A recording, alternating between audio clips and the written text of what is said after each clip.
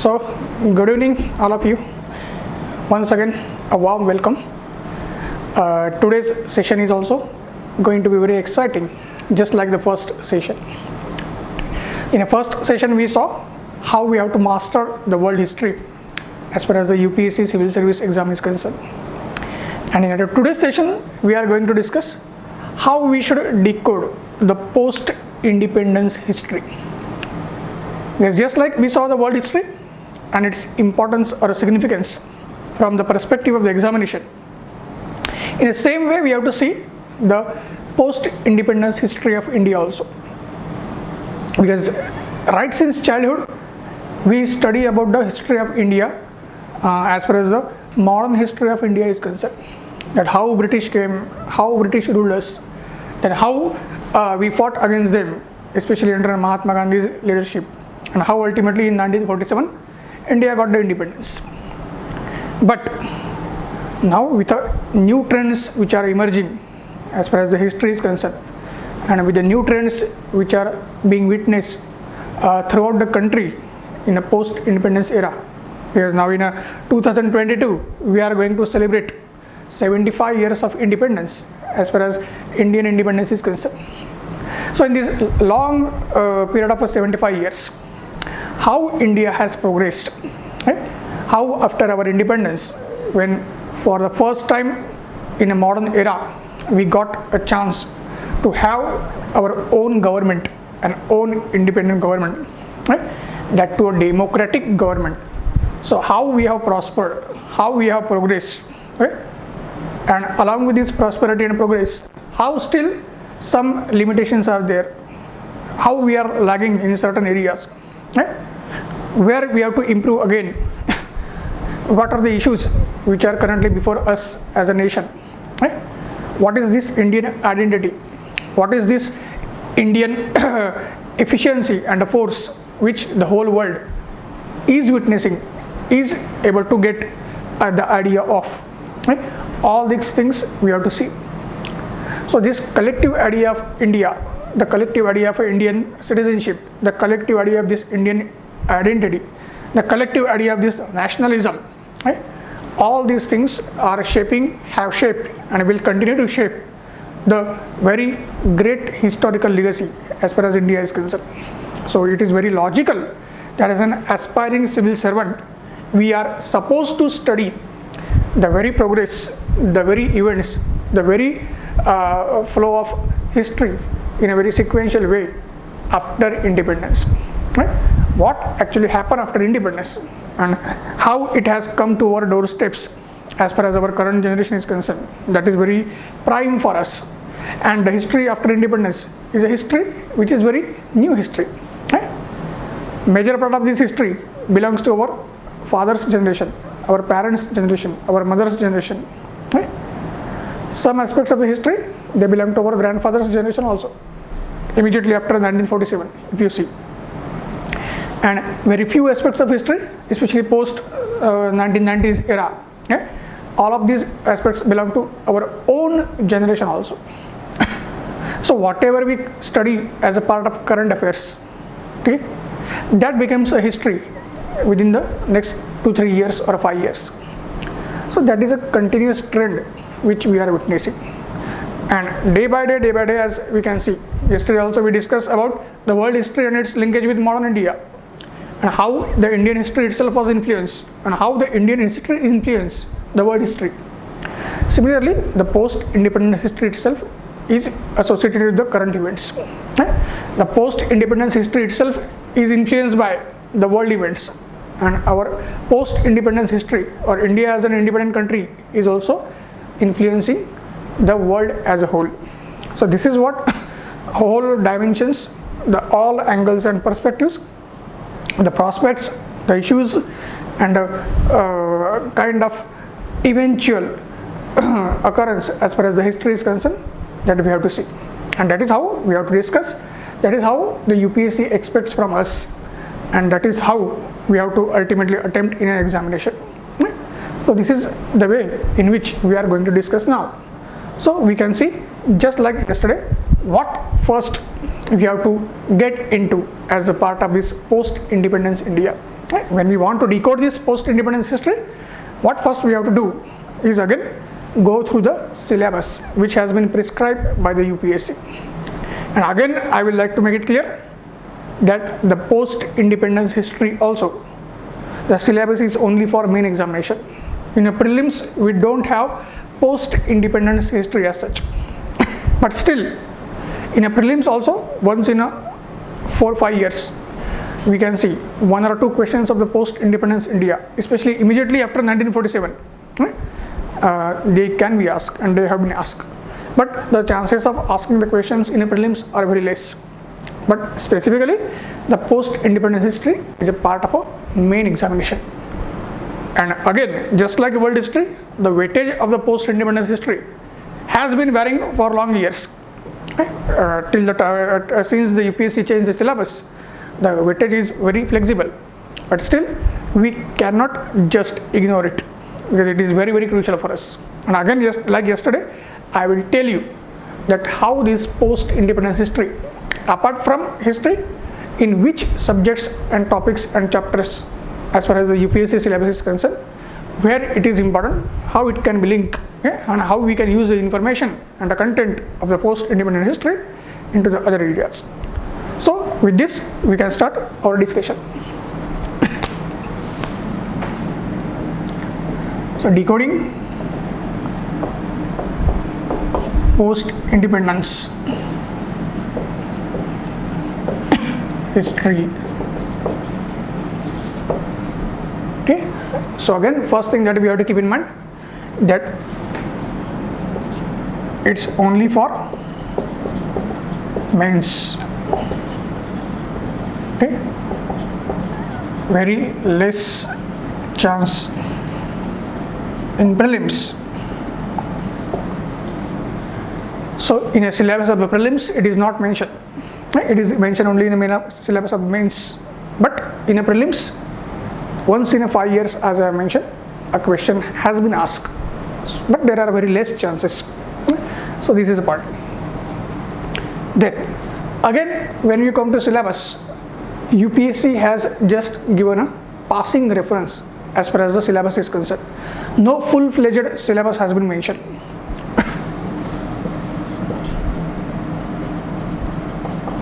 Post-independence reorganization.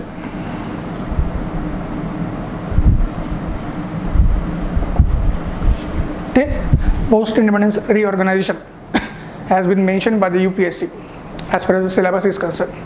Okay, and the initial challenges.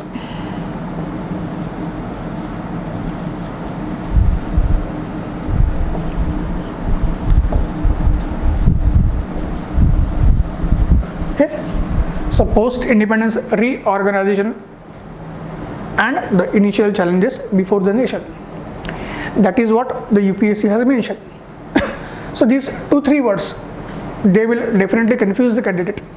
And what exactly UPSC wants from the candidate, what exactly the UPSC is expecting from the candidate, what kind of questions it is going to ask. So, and up to what level and which kind of topics the candidate should prepare. That will be the logical questions, okay, which any candidate of the UPSC is going to face. And this is where our task is to again decode the syllabus. And how we are going to decode the syllabus? Again, based on the past year question papers, the past questions which have been asked by the UPSC. Okay.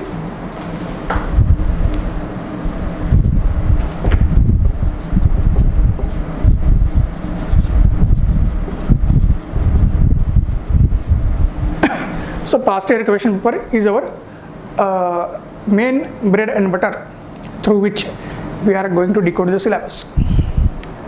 So when we see the post-independence reorganization, so as I mentioned, initially for any newcomer or a naive candidate, it may be a question of confusion. But if you see carefully, this very post-independence reorganization, these terms will give a broader and longer understanding and a perspective through which UPSC is trying to ask the questions. Right? the post-independence reorganization, it will focus upon many years after independence, whereby India was being reorganized continuously. So what was this organization and reorganization? It was this organization and reorganization from the constitutional perspectives, right? From the governance perspectives, from the perspective of the relations of the center and the state, right? The new political system which had adopted, right? It was an organization and reorganization of the resources. It was an organization and reorganization of the economy, and so on, right? So this term has a many dimensions. Okay? This term has a many dimensions. So it includes political reorganization,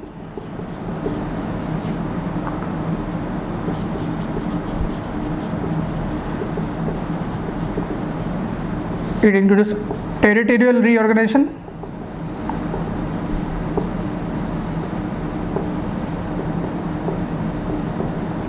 okay. It will include resources distribution, right? It will include human resources, okay. It will include the human resources also. Then it will also include economic system,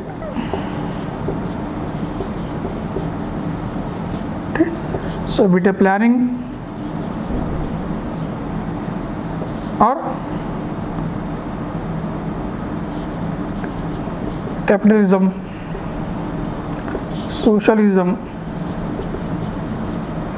any kind of reorganization as far as the economy was concerned, the kind of resource reorganization, kind of political reorganization, right? A kind of territorial reorganization. It will also include the governance.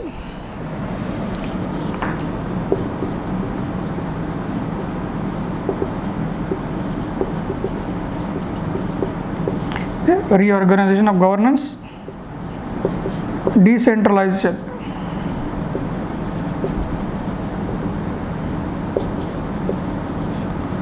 okay. It will also include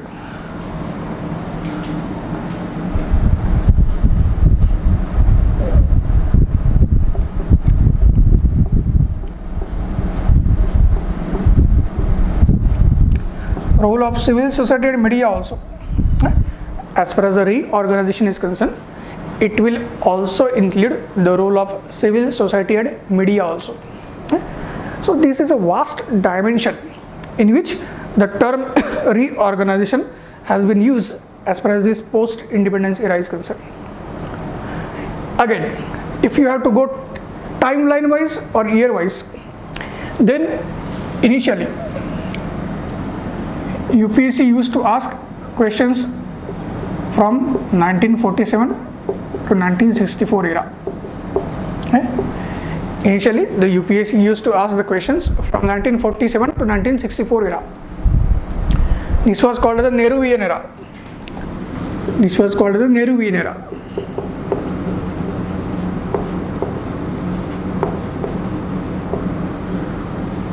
But later on, UPSC broadened its perspective and it started asking the questions in a post-Nehruvian era also.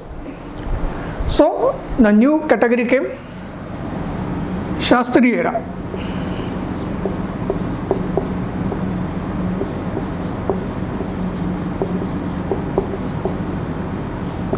Okay.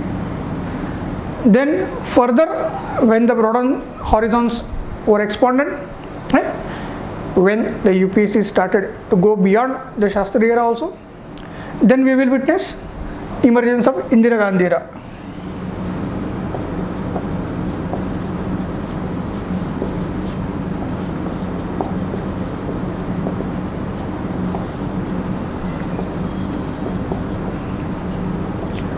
So from 1966 we will see up to 1984 a long era of the Indira Gandhi became of a prime importance as far as UPSC was concerned.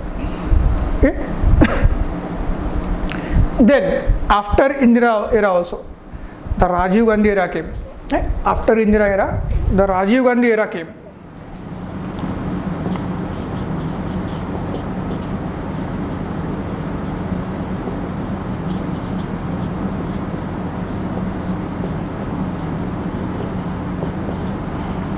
Okay. So now UPSC is basically touching the era up to 1991 when our new economic reforms came, right? And the LPG era started, that is liberalization, globalization and privatization era started in 1999. So up to that era where UPSC is asking the questions, right? And the LPG era basically opened up the Indian economy, right, to the world economy. So it was an era for globalization which is continuing still today also, right? Even now till today also the era is continuing, and because of that you will see that the whole platform was laid for the current era, the last 30 years, right? The platform was laid from 1947 to 1991, and that's why UPSC is asking the questions to us up to 1991. Some extent UPSC is even coming up to year 2000, right? Up to certain extent UPSC is even asking the questions up to year 2000, not frequently but sometimes, right? So till the end of 20th century the questions are being asked. That is what we have to keep in mind, right? So from 47 till 19 up to 2000 era the questions are being asked, okay, as far as the end of the 20th century is concerned. So from that perspective and that angle we have to see how the changes are being done, right? So how the changes are being done and how the UPSC is asking the questions, what it is expecting from the candidates. Okay, so this is the whole perspective, that how UPSC will be going to ask the questions by broadening the syllabus.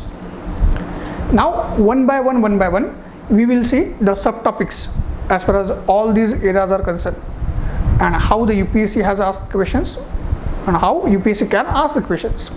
So in what way we should be prepared, and we are going to see only those topics which are important.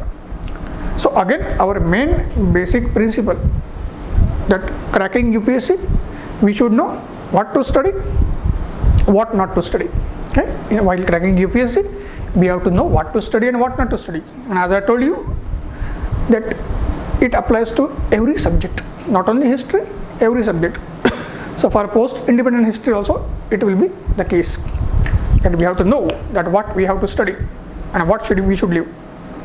So once again when we discuss the topics which we have to study, automatically we will have the idea what we should leave, okay? So this is the case.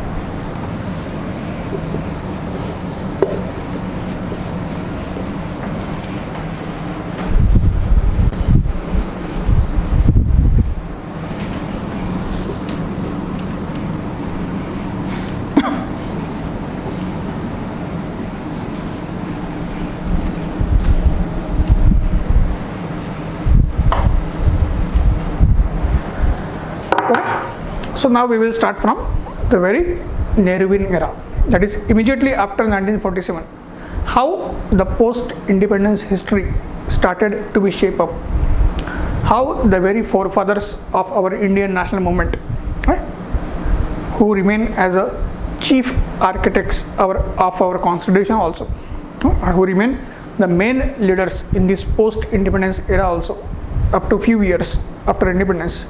So how this basic foundation of a new India was laid, and what was the contribution of one of the greatest nationalist leaders of India and our first Prime Minister Jawaharlal Nehru. That is what we have to see.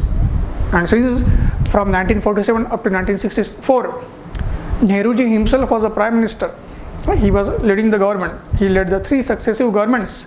So obviously it becomes pertinent to take the note of a Nehruvian era. And it is the Nehruvian era which laid the foundations of New India. which built the new India. So Nehru is known as the father of new India, the builder of new India, the architect of the new India. So what happened and how it happened, that is what we have to see.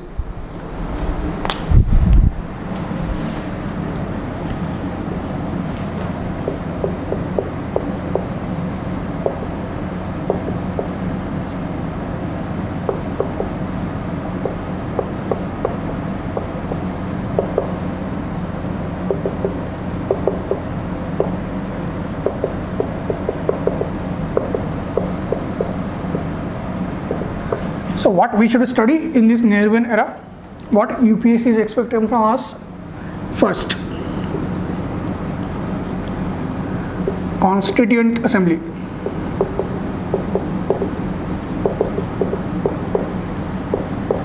And making of the Constitution. Constituent Assembly and making of the Constitution.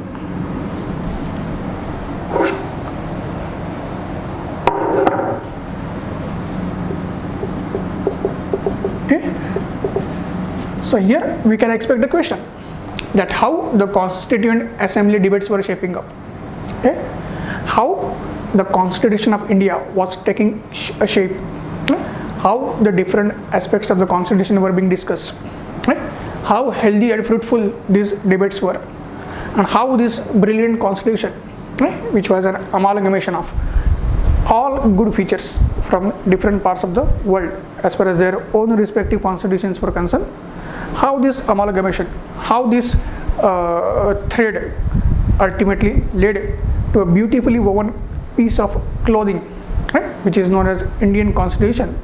That is what we have to study. So here we have to focus constitution making process.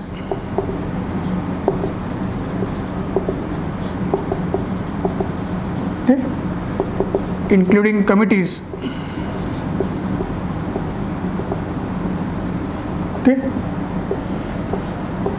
role of female members in making constitution,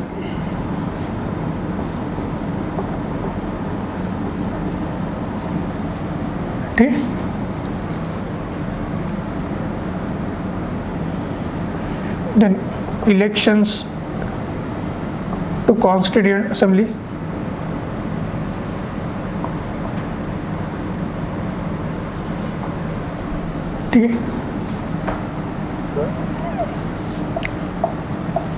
philosophy of the Constitution. What was the philosophy of the Constitution? That is important to us. So obviously whatever we study in Indian polity section also. So again we have preamble, fundamental rights,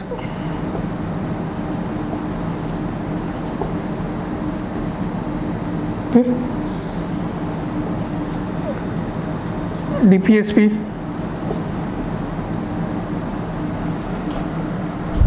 citizenship,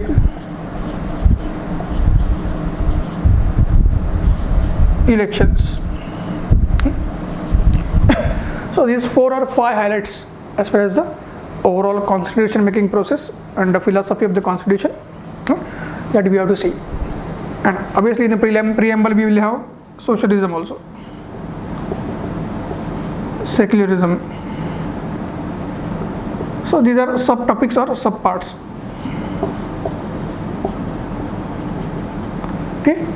And in all these aspects we have to keep in mind UPSC will be asking only a general perspective, a historical perspective. Like Indian polity, we don't have to go into technical aspect. UPSC will not be asking and UPSC will not be expecting any kind of deep knowledge as such. A basic historical background and the underpinnings of the constitution, basic perspective will be expected. So this is what we have to keep in mind in these whole aspects.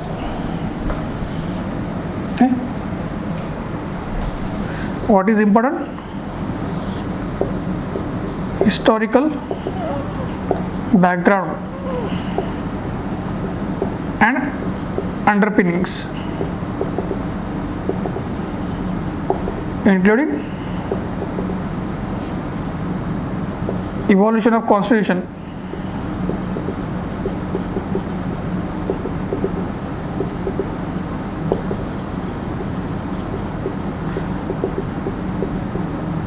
okay. So the overall perspective and the historical background and the evolution of the constitution as far as the British era was concerned, right? Through the British era, that is what the UPSC will be expecting.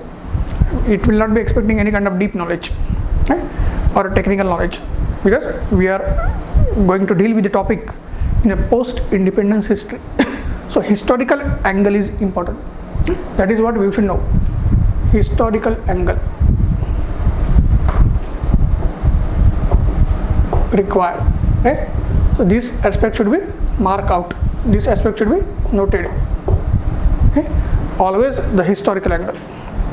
Yes, if you write the answer for the question on any of these topics, okay, from the Indian polity perspective, you may not be getting the marks, since the question will be asked in a paper 1, GS paper 1, okay, because the post-independence history is a part of GS paper 1,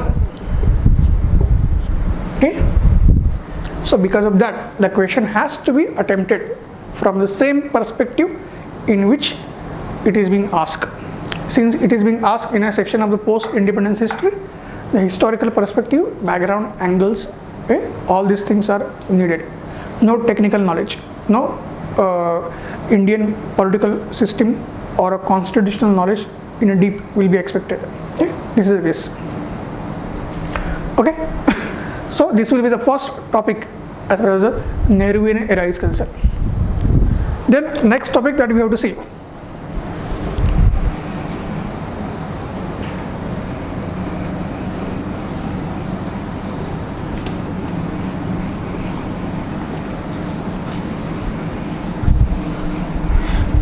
Next topic that will be dealt with, very important and oft repeated or favorite topic of the UPSC.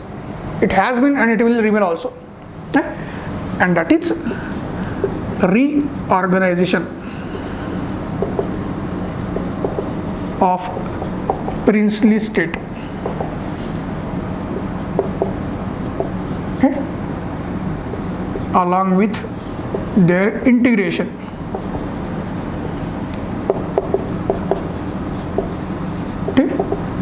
The reorganization of the princely states along with their integration. This has remained the oft repeated and a favorite topic of the UPSC, and it is going to remain the favorite topic of the UPSC. This we should keep in mind always. And here the role of a Sardar Patel, because all this integration of the princely states and the reorganization of the princely states, which ultimately led to the emergence of current map of India, that was done by Sardar Patel. So, role of Sardar Patel will be asked. Role of Sardar Patel will be asked always. This point we have to keep in mind. Okay? And UPSC will ask you, how far do you agree that Sardar Patel was an architect of a modern territorial India, the current map of India, right? And integration of princely state was made possible with the superhuman efforts of Sardar Patel, justified. So these kinds of questions you can expect. So this is very crucial. Then after this, integration of tribals,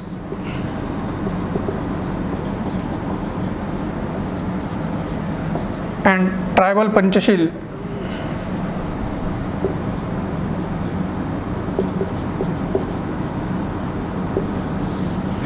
integration of the tribals and tribal Panchashil, that will be the next topic, as far as the reorganization of the India was concerned. Because apart from the political reorganization, apart from the reorganization of the princely states, it was also necessary that the integration of the vulnerable sections of the society, the marginal sections of the society has to take place in a very democratic way. And Nehruji, our first Prime Minister, was very concerned about this. He wanted a democratic process. He did not want any kind of force as far as the integration of the tribals and tribal society, their cultural traits, their lifestyle was concerned into the mainstream of the society. Democratic and tolerant approach. Okay, and it was going to be integration, not assimilation. Okay, because assimilation is always with force, integration is always by the own will of a group or people who want to get integrated or who are supposed to be integrated. Okay, that's why it was not a assimilation, it was a integration. That we have to keep in mind. So this will remain a second topic. Third, reorganization of states.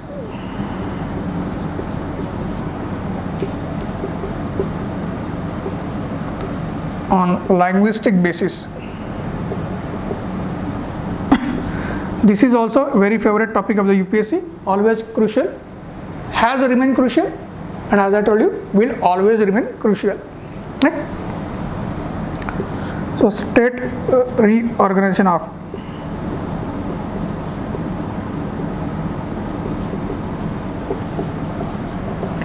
(1956).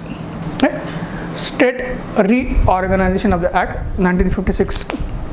So in these topics we should expect that how after independence, once these princely states were integrated and the current map of India was created, how the process of the converting this whole Indian territory into a viable administrative units started. What was the basis of these administrative units? How and why this basis was selected, and then in what process these states or Indian territory was reorganized. What were the committees and commissions which were established to have this process been completed. That is what all we have to study as a part of state reorganization is concerned. And as I have mentioned, this reorganization was achieved on the basis of language. This reorganization was achieved on the basis of language. So this is what the whole scenario in a comprehensive way we have to study.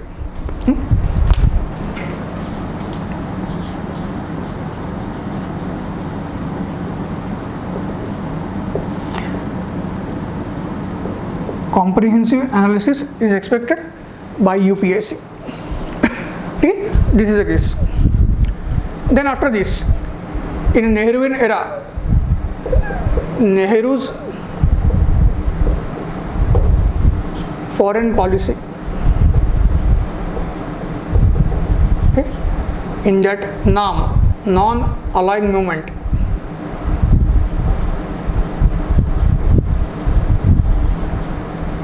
Cold War era crisis, okay, Panchashil in the context of China, all these topics will be covered. Okay? And in the context of Panchashil and China, 1962 Indo-China War. Okay? Background, factors and consequences. Okay? In the context of Indo-China War also, what was the background, what were the factors, and what were the consequences as far as the Indo-China War was concerned. All this will be asked. What was this Panchashil in the context of China? How effective it was as a tool of foreign policy. That Panchashil, the features and analysis.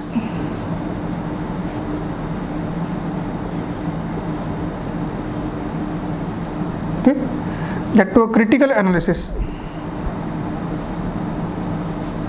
That to a critical analysis will be asked.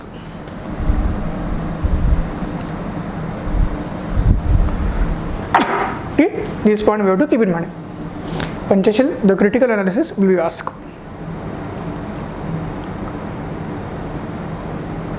Then, on an internal policy front or a domestic policy front,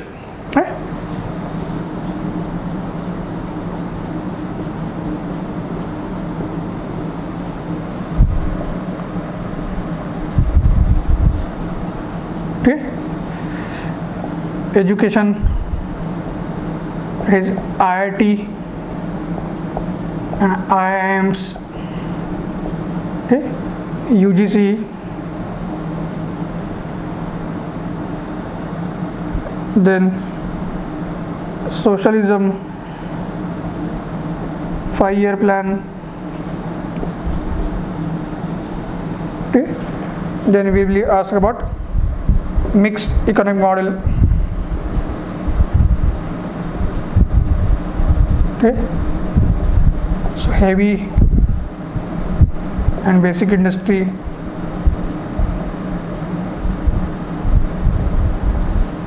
public sector, space and nuclear development,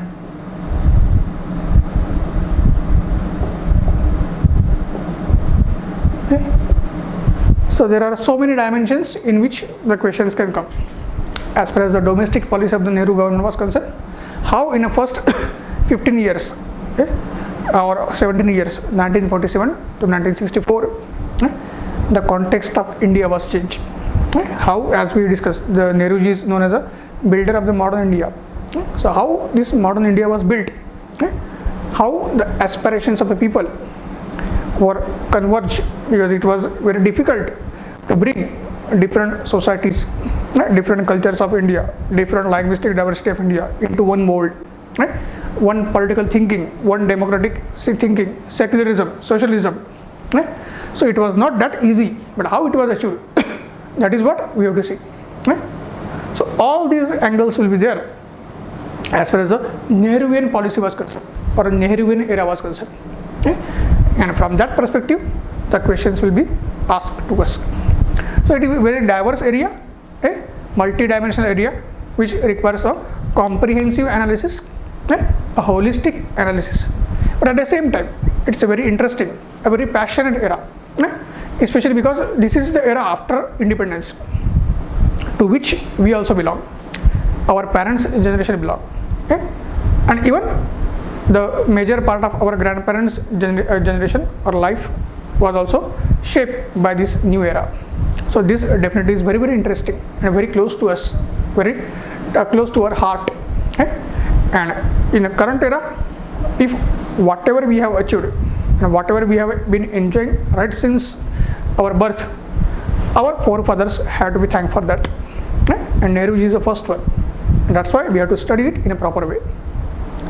Now we can come to Lal Bahadur Shastri era.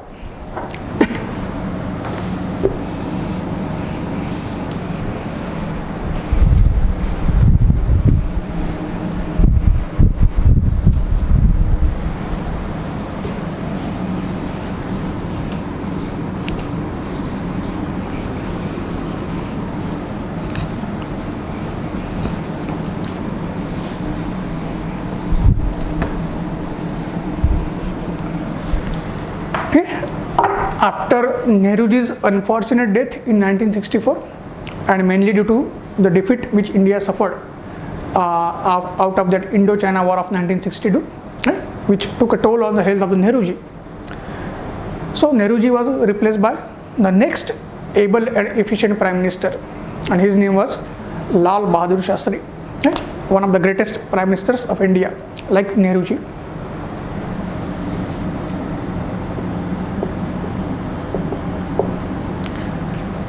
Okay, so here we will see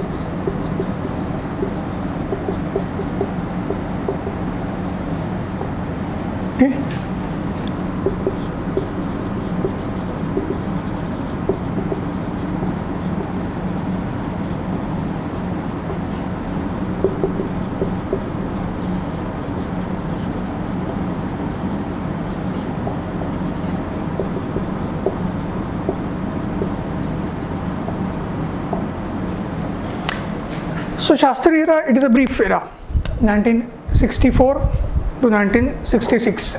We should change the years now. 1964 to 66. And in this era, Shastriji basically, he was grappled with many problems. Okay? So Shastriji basically was facing the issue of food security and food inflation as far as the crisis was concerned. Okay? There was an issue of a rupee also. Okay? Failing rupee.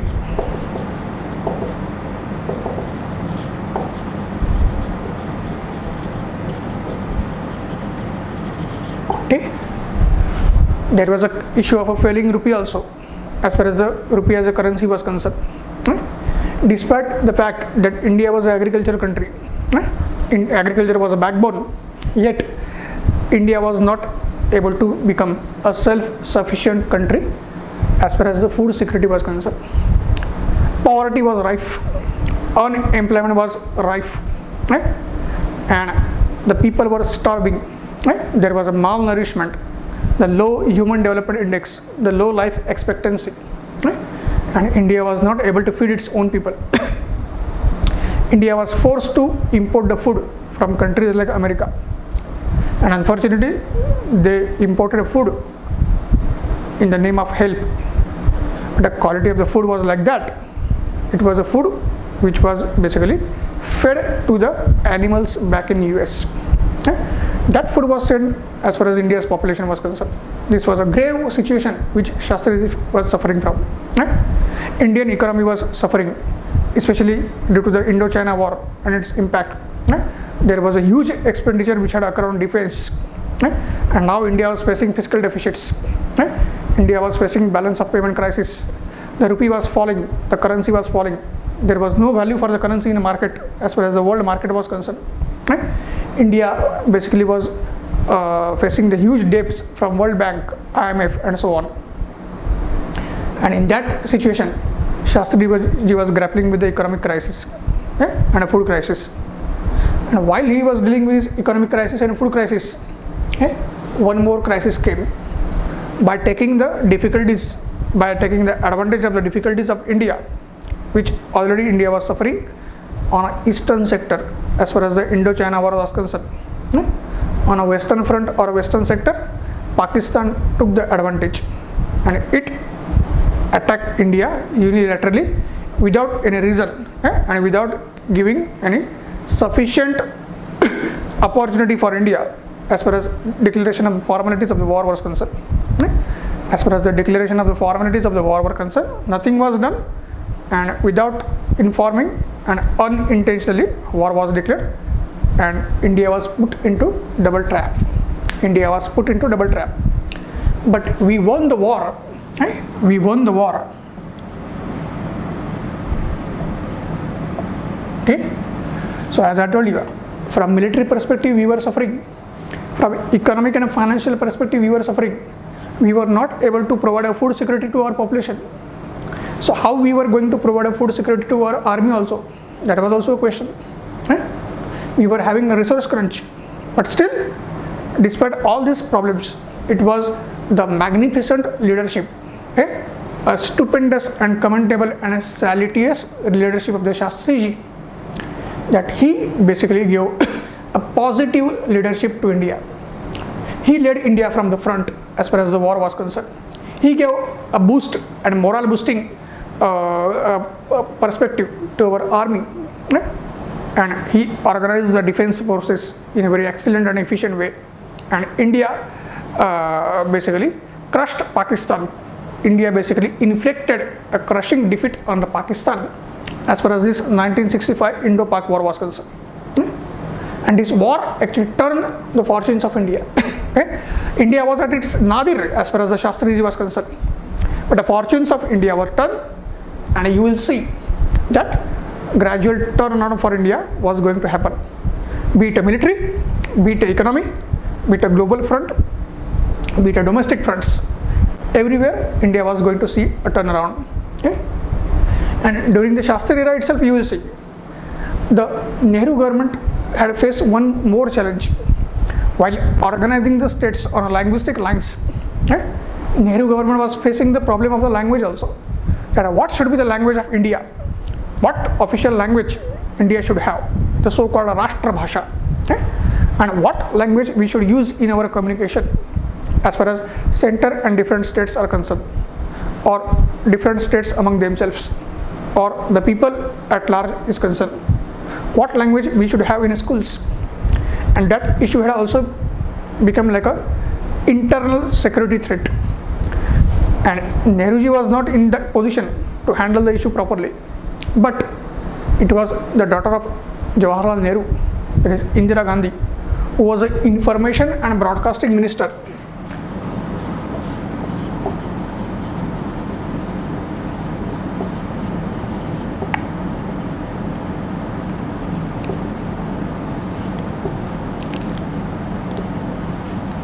Who was the information and broadcasting minister under Shastriji, and who ultimately succeeded Shastriji as the prime minister also. She handled this language issue excellently. This very language issue was going to torn India apart. The very India which was built and integrated by Sardar Patel and the current map of India which was created, this India was going to be tortured into pieces. Immediate independence within 10-15 years. But it was a stupendous leadership of the Indira Gandhi, the foresight, the sagacity, the political acumen of the Indira Gandhi. You will see that she successfully handled the language issue. A 3-language formula was brought. 3-language formula for schools or education, for government and official communication.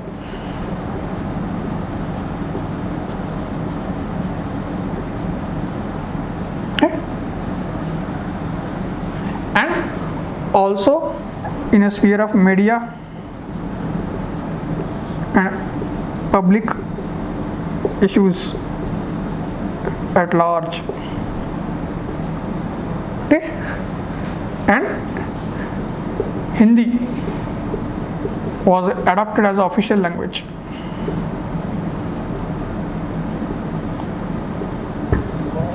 Not as Rashtra Bhasha. So Hindi was not adopted as a Rashtra Bhasha or a national language, but as an official language, Rajya Bhasha. So what is the national language of India? All 22 languages which have been included in the 8th schedule of the Constitution, they are considered as a national languages. India doesn't have any particular one language as a national language.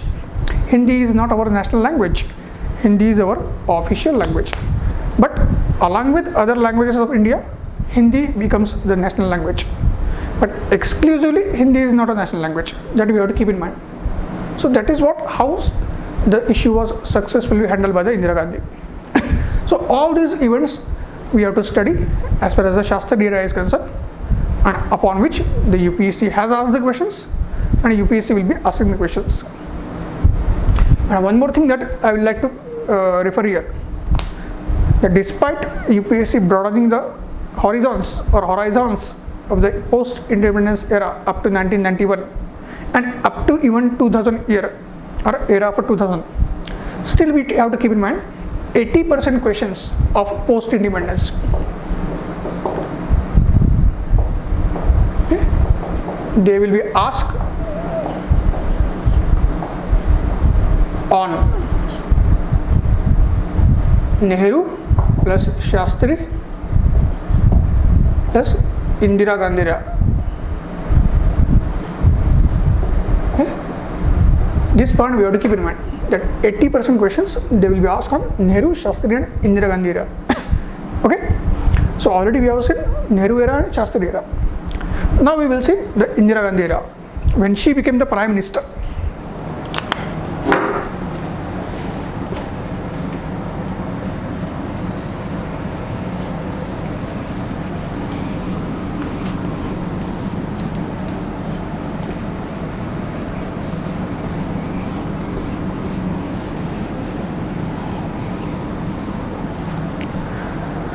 Okay, so just like Nehru and Shastriji, Indira is also one of the greatest prime ministers, and according to many, be it people at large or be it political experts, be it media experts, the constitutional experts, and so on, or even many bureaucrats who have served in the governments, they consider Indira Gandhi as a best ever prime minister India has had, with all kinds of problems and fallacies or negative aspects associated with the rule of Indira Gandhi. Still, there are many inner circles, different circles and quarters, who consider Indira Gandhi as the best ever PM. Not just because she was a lady, but she was one of the greatest administrators. A very country like India, throughout its history, even though it has respected the woman, the India as a whole has always respected and glorified the woman as a goddess also.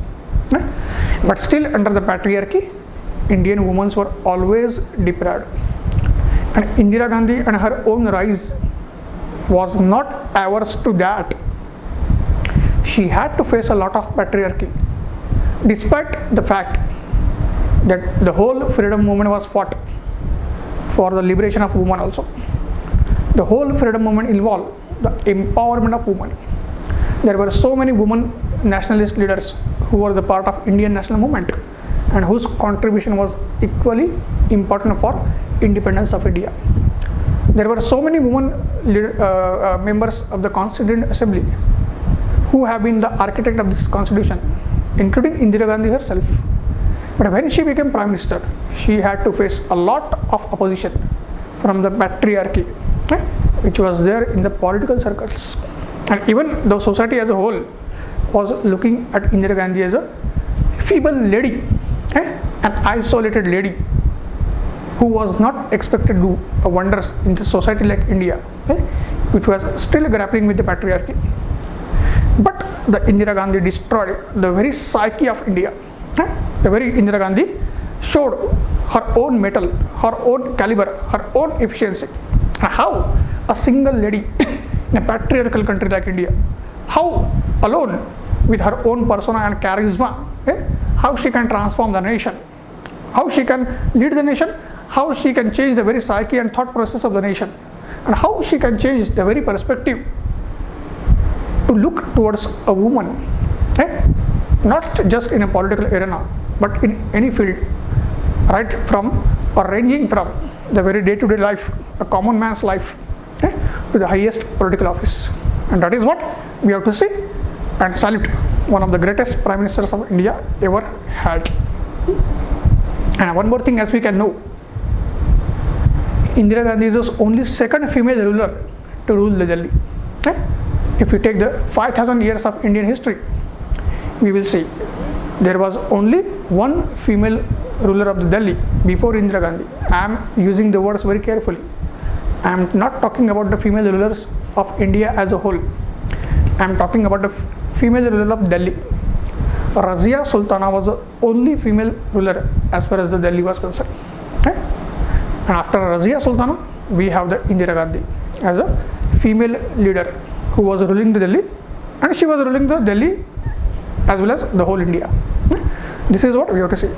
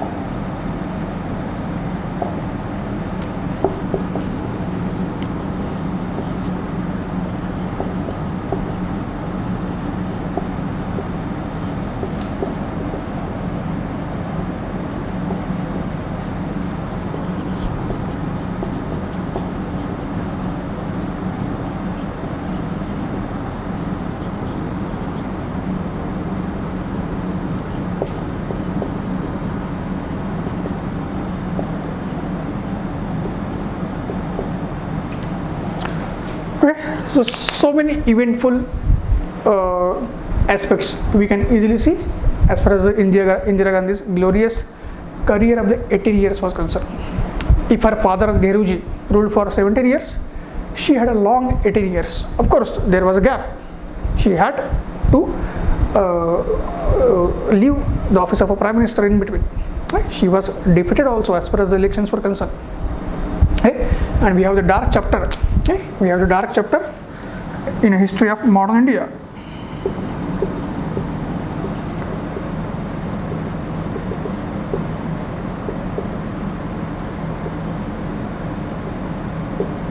There is emergency, the 1975 emergency, which Indira Gandhi had introduced or brought. So again you will see many critics who will say all the achievements of Indira Gandhi, they were overshadowed by one decision, that is emergency. She had hijacked the constitution. She had basically she had killed the very soul of the constitution. So many critics and arguments are there. So that is what we have to exactly see, that what exactly happened in the Indira era. But on a positive side, you will see first the problems which were faced by Shastriji. The solution was found by Indira Gandhi as far as the food inflation and food crisis was concerned. Indira Gandhi ensured the food security of whole India, food security for the defense forces also, by going for a green revolution. Very first step towards modernization of India and Indian agriculture, the very agriculture which was a backbone of the Indian economy. Today also agriculture is a backbone, despite the fact that the share of the agriculture is decreasing in the GDP. Today we have only 14% share of the agriculture in GDP, but still it sustains 55% population. And the very green revolution, Punjab, Haryana and Western UP, and it was a wheat revolution. It transformed the India like never before, and it brought a long-term consequences, both positive and negative, as far as this green revolution was concerned. But definitely the most immediate solution was provided for the food security crisis and the inflation crisis, and which again led to the increase in the value of Indian rupee. That was due to green revolution. Then we have modernization of defense forces. India had already suffered 3 wars. 1948, the Pakistan had attacked immediately after independence. 1962, India was defeated at the hands of China. In 65, that is 1965, we defeated Pakistan under Shastriji. But again, for Indira Gandhi, it was very important that modernization of the defense forces was very, very necessary, because India was nascently independent nation, and we were forced to have the 3 wars. That too because of our neighbors. We did not want a war. Already we saw the policy of peace and a peaceful world order, that is non-alignment movement, introduced by Nehruji. But this policy was mistaken by our recalcitrant neighbors. It was considered as a weakness rather than strength. So that's why it was now necessary that we should go for a modernization of our forces, with a high-tech technology and all kinds of equipments, weapons and so on. So we have to redefine our relations with US and Western Europe.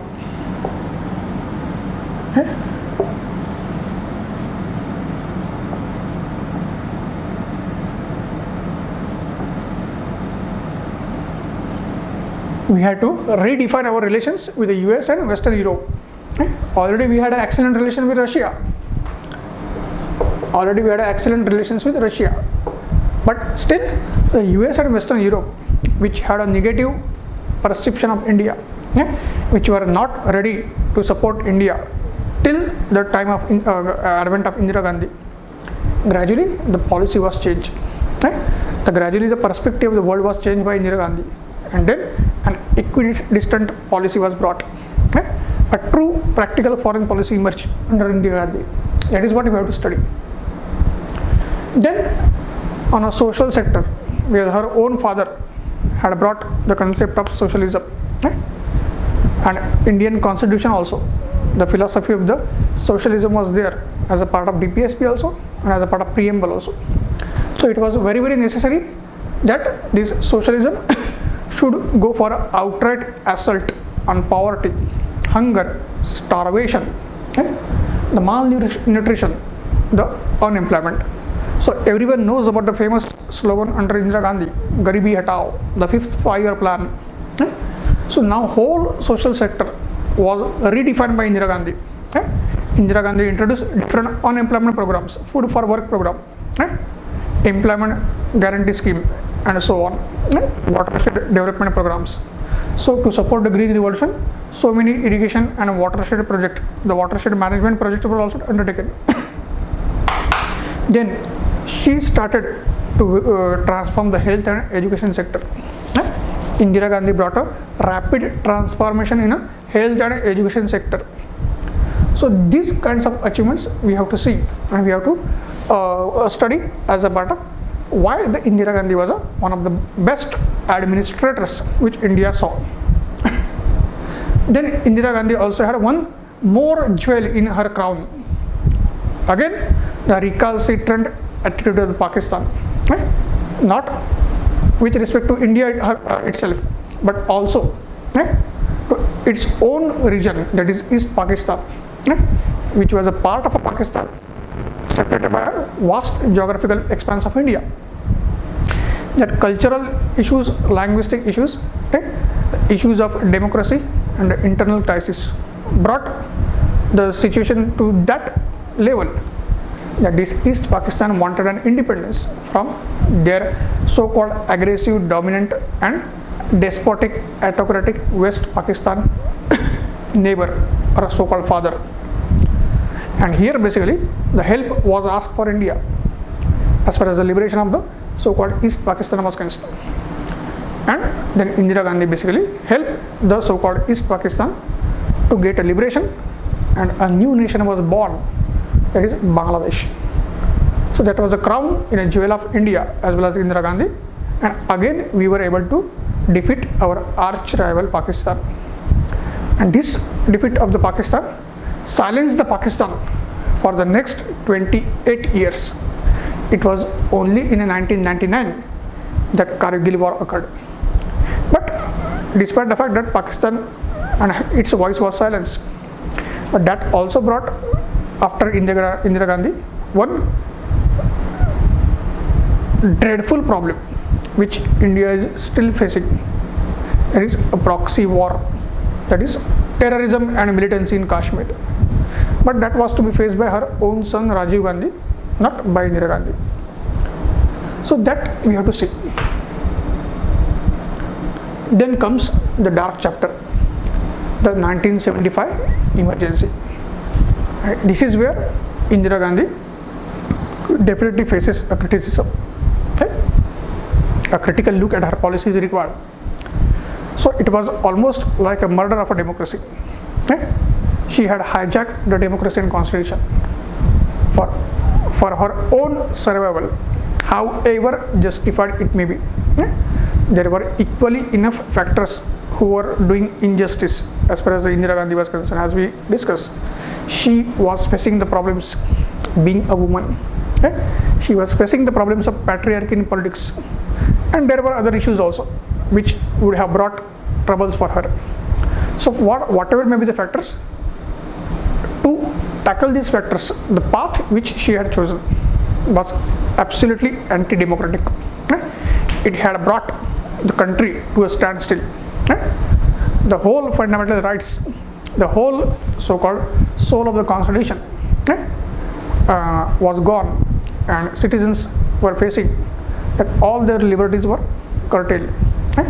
No one can do anything. The press was suppressed, and that's why it was called as a dark chapter. Opposition leaders were jailed.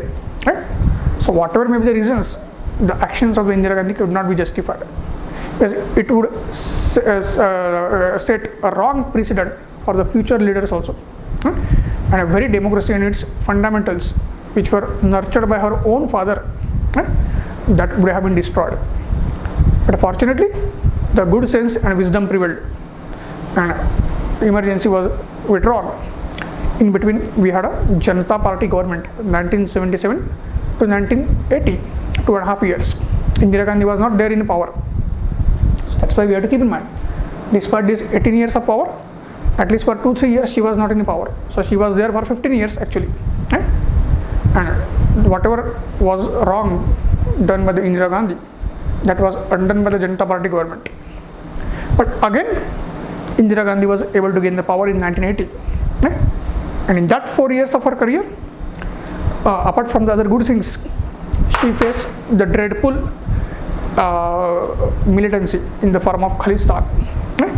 And Khalistan itself was one of the negative consequences of the Green Revolution. Right? The rise of Khalistan. Khalistan was a separatist regional movement, right? Whereby the certain sections of the Sikh population wanted a separate country or a nation based on Sikh religious identity.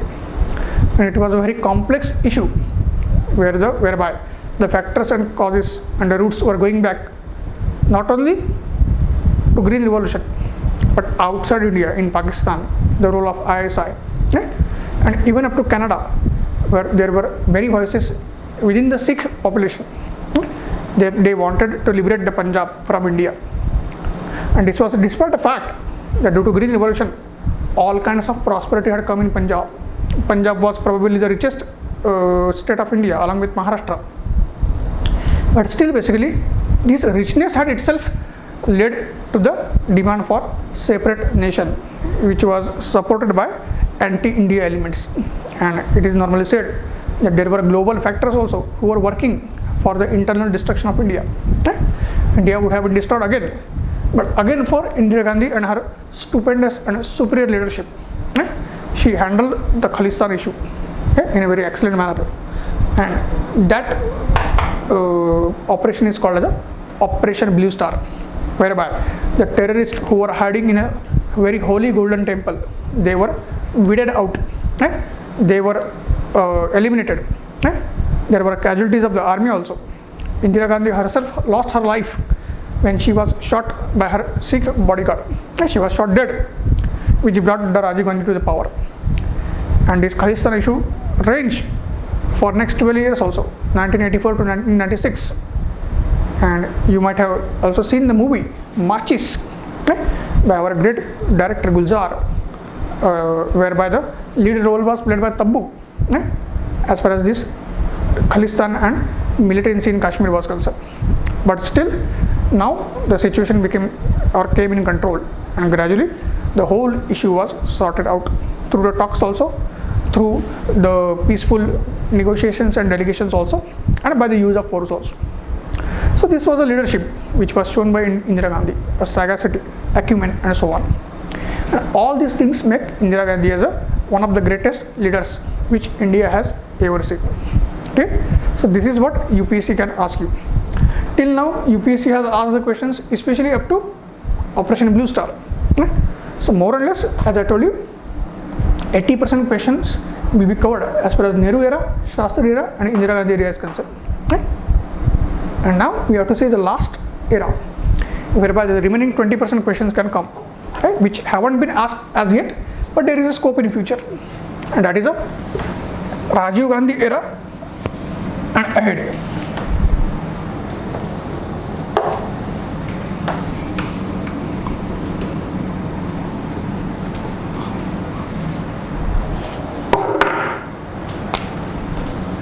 Rajiv Gandhi, yes, VP Singh,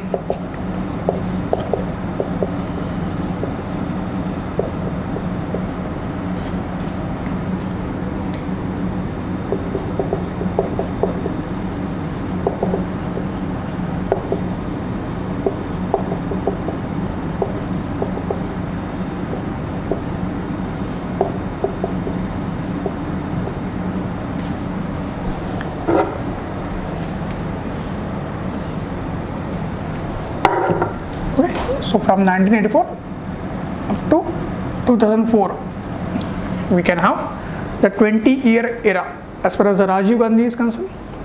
VP Singh, Bhagwant Chandrasekhar, PV Narasimha Rao, and Atal Bihari Vajpayee as the Prime Ministers are concerned. In between we also had a Deve Gowda also, but still the major forces we can take place. In VPC Rajiv Gandhi era, we had again defense modernization.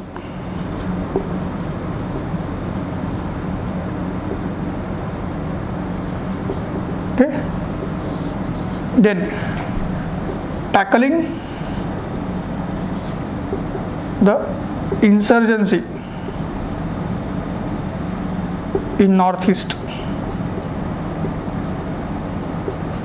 that is Assam Accord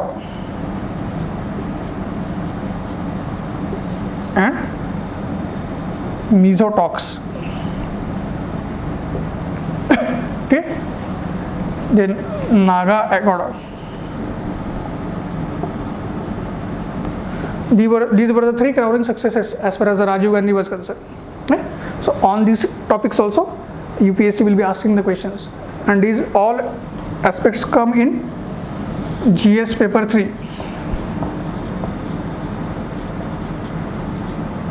Internal security also. Okay. All these aspects are going to come in GS paper 3, internal security also. Then VP Singh Chandrasekhar era, that redefined social perspective. That is Mandal Commission and OBC reservation. Mandal Commission and OBC reservation issue. This topic will be important because this topic always remains in a current issues also. This topic also remains in a current issues. So it's a part of social justice, polity plus governance, okay, plus AC. Okay. These are GS paper 2. Okay. So we have to see how the things are linked. These topics you will find, all topics will be covered in social justice, polity and governance, GS paper 2. It will be covered in AC also. Okay. So that is what this era will be important for us. Then these topics will also be covered into GS paper 1, Indian society. GS paper 1, Indian society. So multi-dimensional angles are there as far as these topics are concerned. Okay. PV Narasimha Rao era about economic liberation or reforms.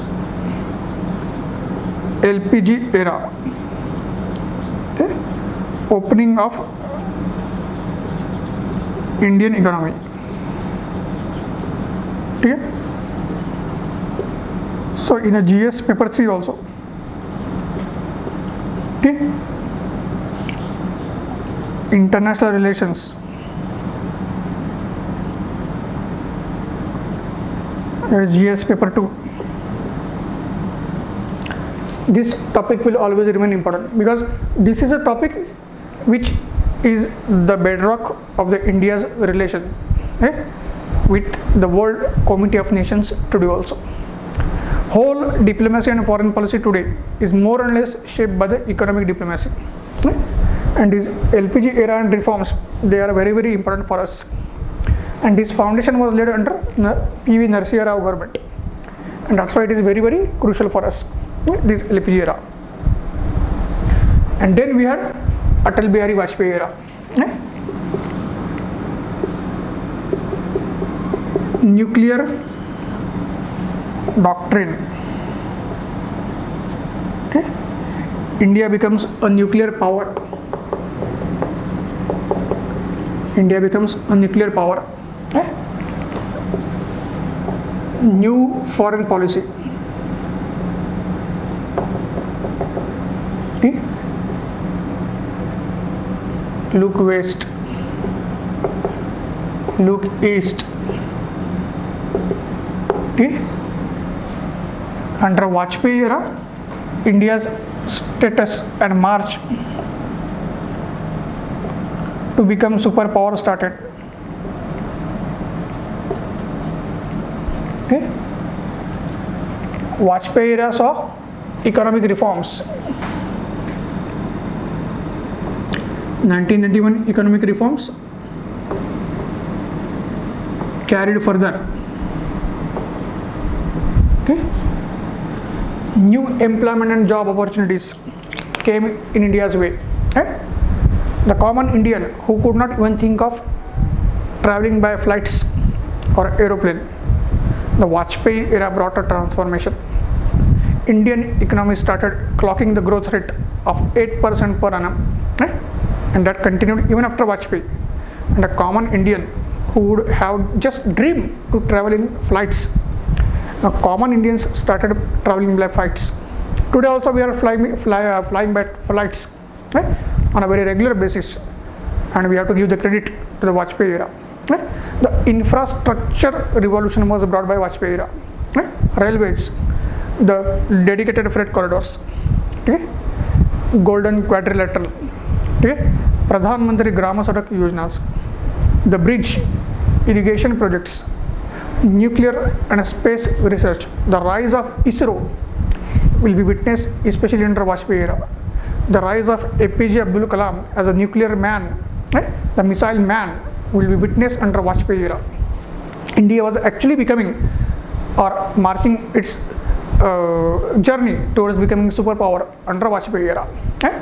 So defense, space, nuclear power, infrastructure, railway projects, road projects, okay? And what not, air policy, okay? International relations, increase in trade and commerce, 8% growth in economy, India shining, all was brought by Vajpayee ji.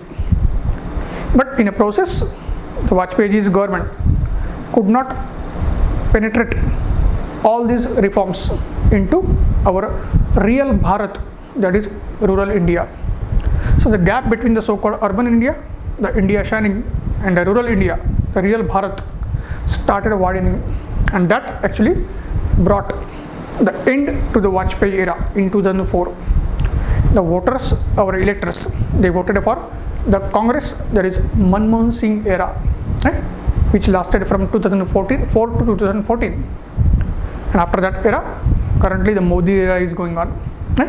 In 2014, the Prime Minister Modi came. But the questions will be asked up to Vajpayee era in that last 20%. This is covering only last 20%. Right? 80%, as I told you, has already been covered by Nehru ji and Shastri ji and Indira Gandhi era. This is most important for us. And in these eras, these aspects are important. And more or less, as I have mentioned, all these aspects are going to be studied by you in other aspects of the UPSC papers, as a part of current affairs also, or as a part of a subject specific approach, as I have mentioned in different eras. So this way, so Vajpayee ji also is one of the greatest prime ministers which India has seen. A very balanced and respected by everyone, be it his opponents, critics, or the supporters. Equally, everyone was respecting Vajpayee ji. And because of all these great personalities, Nehru ji, Shastri ji, Indira Gandhi ji, Vajpayee ji, and so on, and equally credit to the Rajiv Gandhi ji and others also. And then we had Manmohan Singh ji also. Today we have Modi ji also. The point is that all these great personalities and the governments, despite different ideologies, perspectives, political angles and perspectives and issues and so on, they have helped India not only to stand on its own feet, but also emerge as a superpower. And this is what is very important for us, because ultimately we are going to be bureaucrats. Again, we are going to serve any one of the government, usually come, be it a Congress government, be it a BJP government, the leaders might change. But as a bureaucrats, we are going to be the very supporters of these leaders, our political leadership. And as a permanent executive, we have to do our duty as an IAS officer, as a civil servant, to take this modern India into a new horizons, a new era. We have to make India as a real superpower, because we are a generation of the 21st century, and we have to achieve our objective at a global level also. Okay? And for this current crisis of the COVID going on since last year has also given us a strength, opportunity, and a mind which can be used to bring the new challenges, new innovations, to solve this current crisis. And we are going to unitedly fight this crisis, overcome this crisis that will shape our personality and the whole knowledge of the world history, whole knowledge of post-independence India, the whole knowledge of the other aspects of the history and other subjects of the UPSC is going to bring a best out of us. It is going to shape best personality. So this is the whole perspective for the decoding post-independence history. Now you have got the whole idea that how the questions will be asked, what is the syllabus, what are the topics on which the questions have been asked, what are the topics on which the questions will be asked. Okay. So with this, I will like to take your leave. So again, have a good day. Okay. And once again, we will meet in a very exciting session in the near future. Till then, be safe, take care of yourself and take care of others also. Thank you very much.